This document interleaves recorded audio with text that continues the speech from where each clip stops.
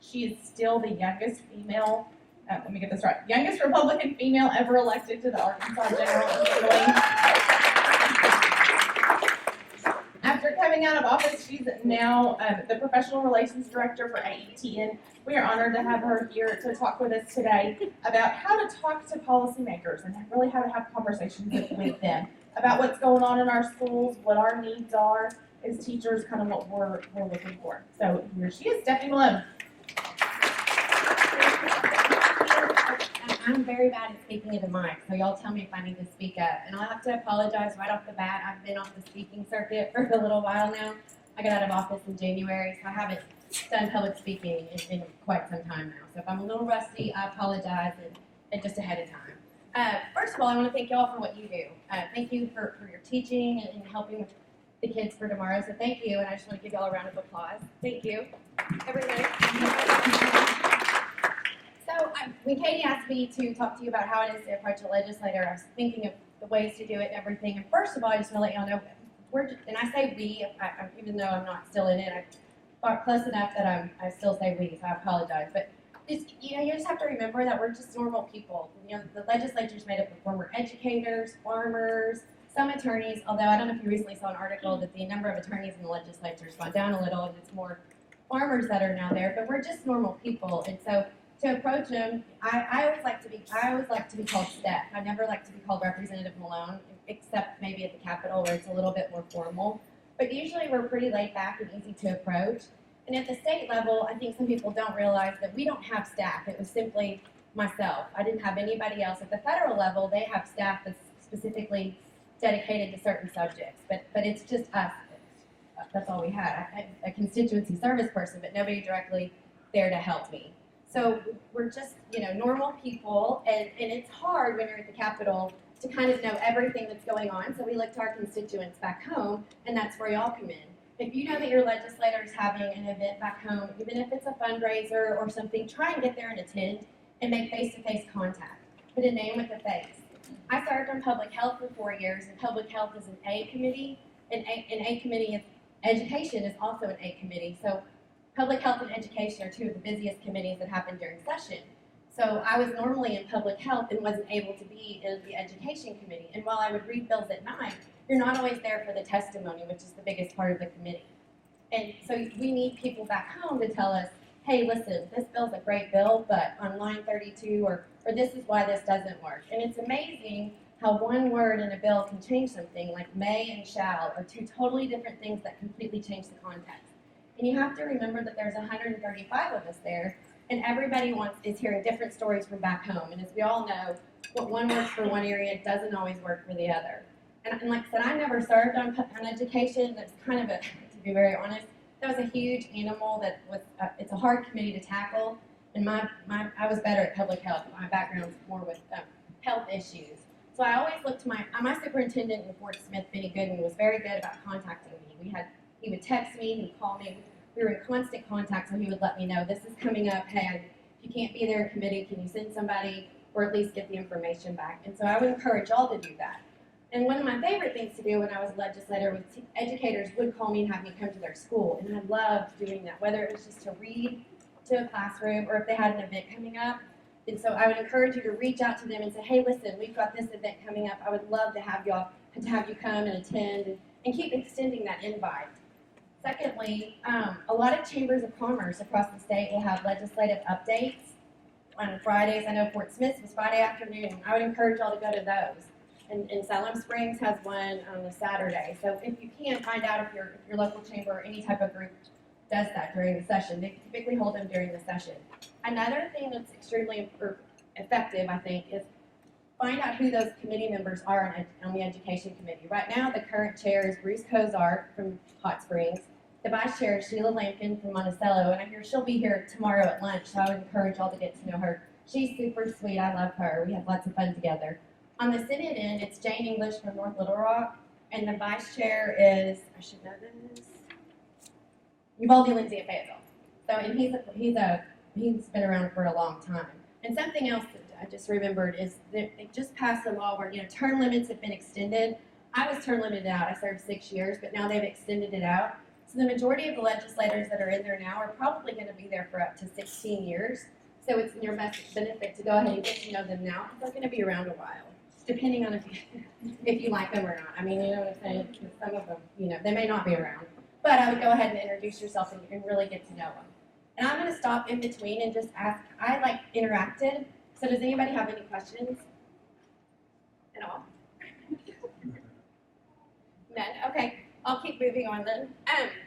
I want to give y'all the website for the legislature, because it's a huge resource that you can use, and it's arcleg.state.ar. Slow down. Oh, sorry. So that's artleg.state. Arcleg, ARKLEG. .state. .ar. .us. I know it's a long one. I could never remember it, even when I was in office.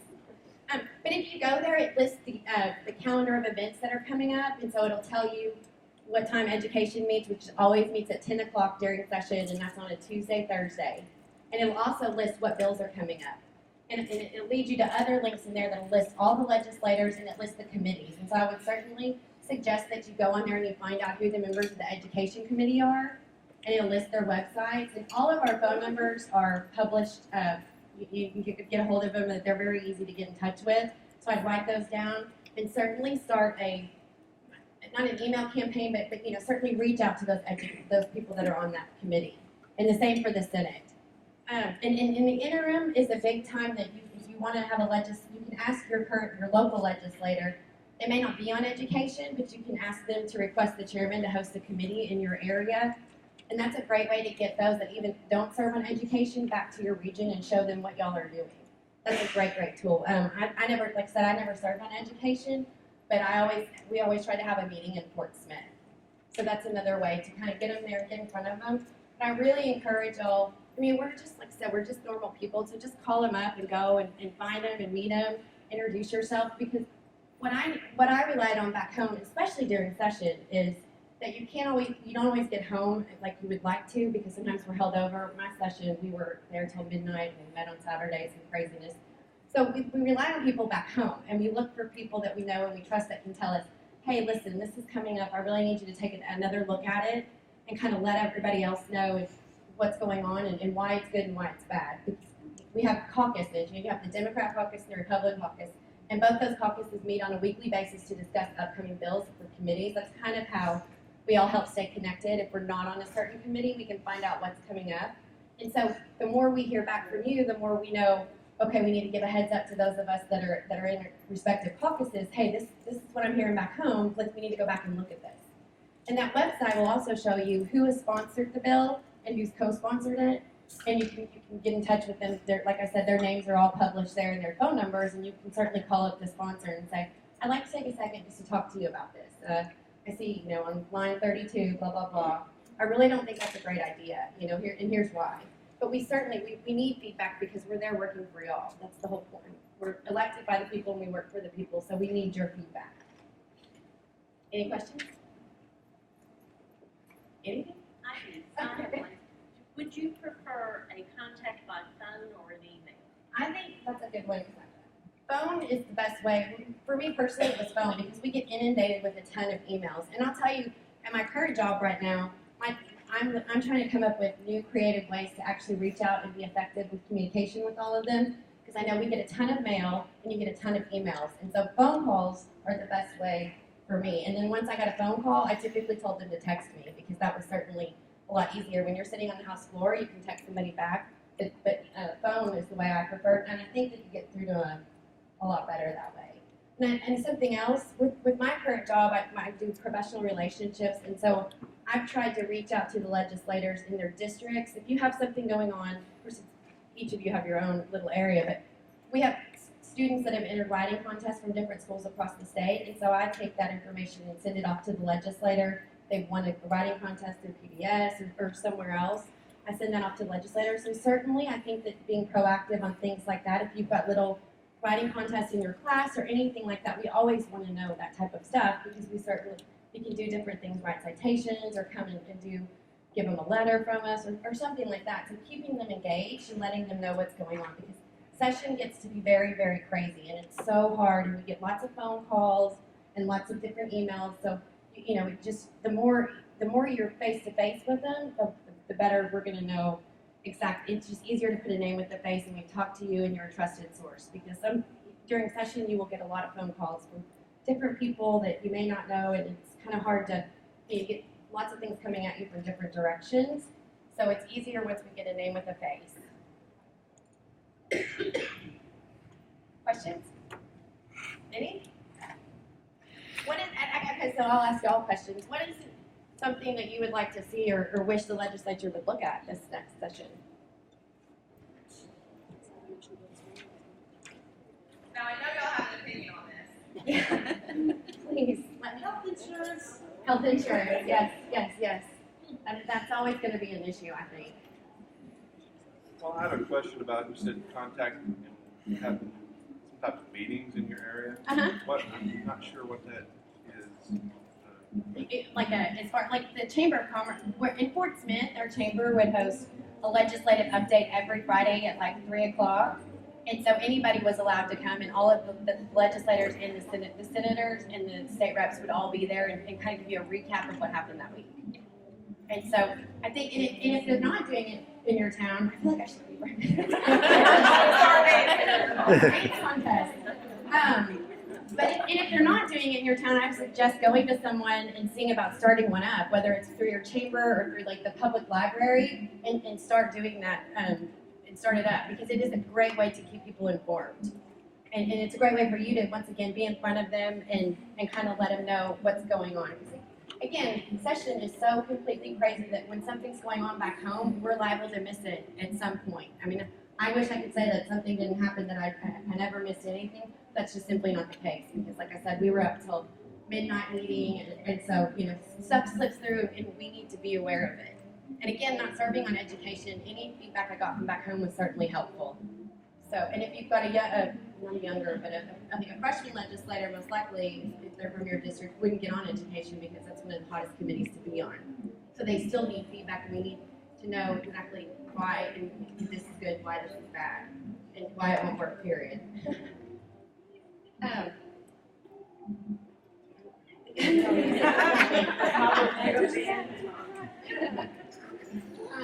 me go through.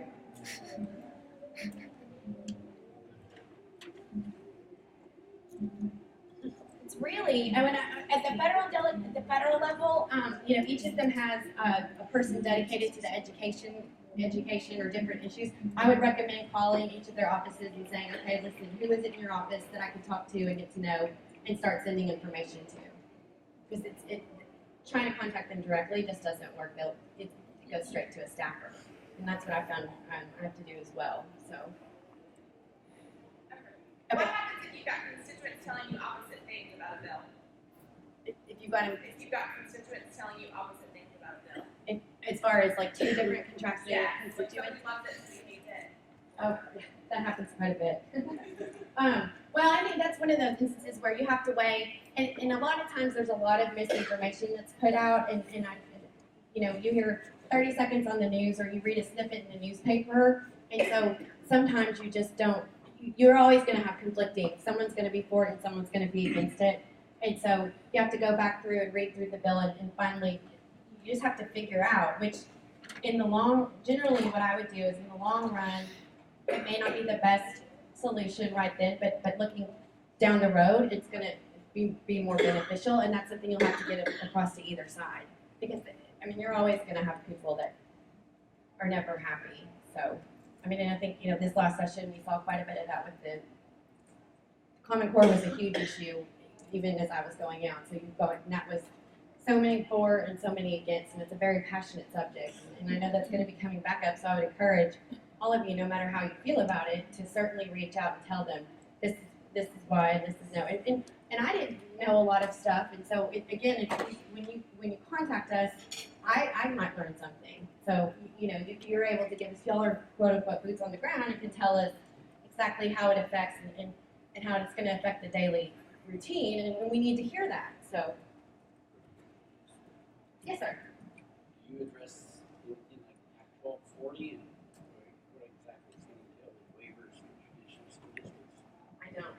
since I was out this session. Since I was gone, I didn't pay attention. I took vacation from politics for a little while. 6 years of it was a lot. It was very intense there. So I tried to find my life again. So, any other questions or any opinions? I just have one, in that, which all of us are talking about finding our teacher voice, and obviously we're going to have a discussion about how to have these discussions and talks.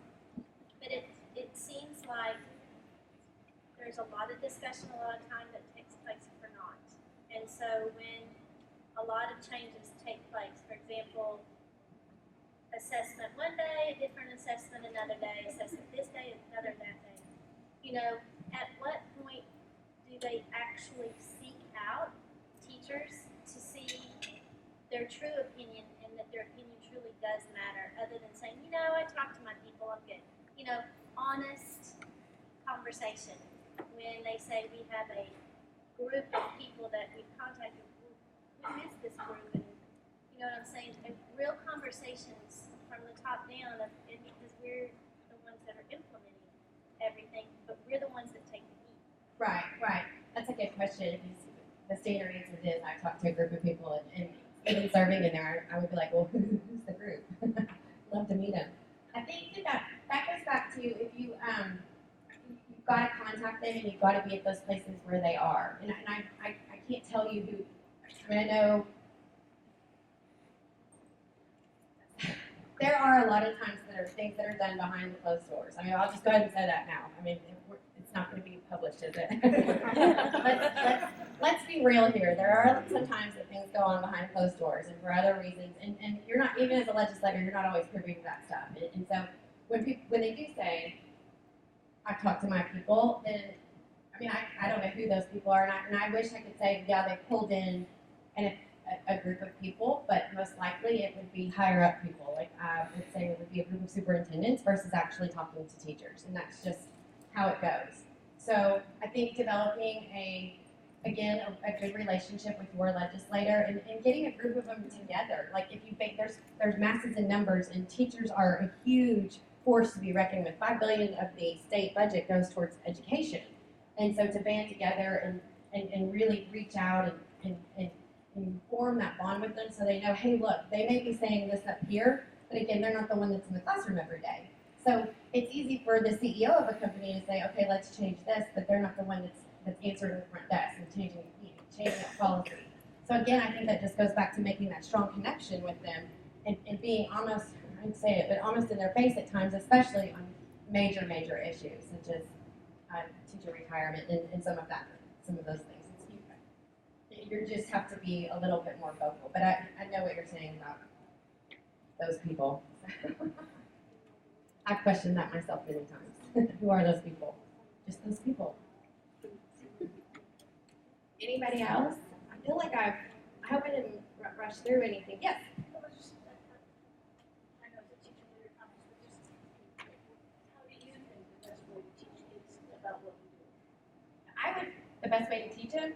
Well, you can bring them classrooms. Classes do tours down there, and then I would have them come in. Like I said, that was my favorite thing to do, was to go into a classroom, and then I would have them. We'd set up a little mock session, kind of like they do at Girls' Day. We would have the kids come up with an idea, and then we would walk through how. Like, I think one day one girl was like, she wanted to make polka dots.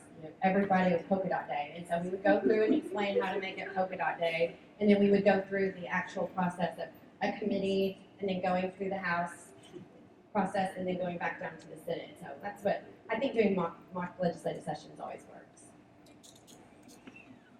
I love those mock sessions too. They're a lot of fun. It's funny what kids will come up with. Sometimes they come up with better stuff than we did. Most of the time, actually. Anyone else? Well, again, I just want to tell y'all, again, just remember that they're people, and we're very, very approachable, and they're really easy to talk to.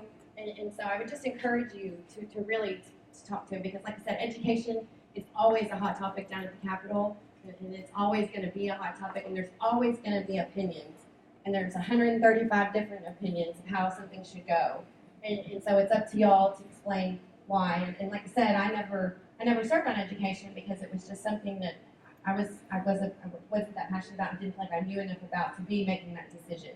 Although I'm a product of the public school system here in Arkansas, so I guess that qualified me to some degree. But I always thought that there might be, there's a lot of former educators that serve on education and felt like they maybe, that was a better fit for them versus me. But looking back, maybe I should have chosen it because I am a product of the system. And so I think, we want to hear from y'all, and I encourage y'all to reach out to them because you are there every day, and so we want to hear from you. We want to, and legislators want Arkansas to be ranked up there with every other state. We're very competitive with other states, and we want Arkansas to succeed. And the only way to do that is to hear from y'all. So I just encourage you to reach out to him. And like I said, that website is a huge help. It'll also show you past bills that have gone through to help make policy, and you can track a bill that way. Katie sends out newsletters and information, and she's a great resource. So I would encourage you to get with her, and she sends out all kinds of information during session, calendars, all different kinds of stuff. So she's certainly a great resource to have. Any other?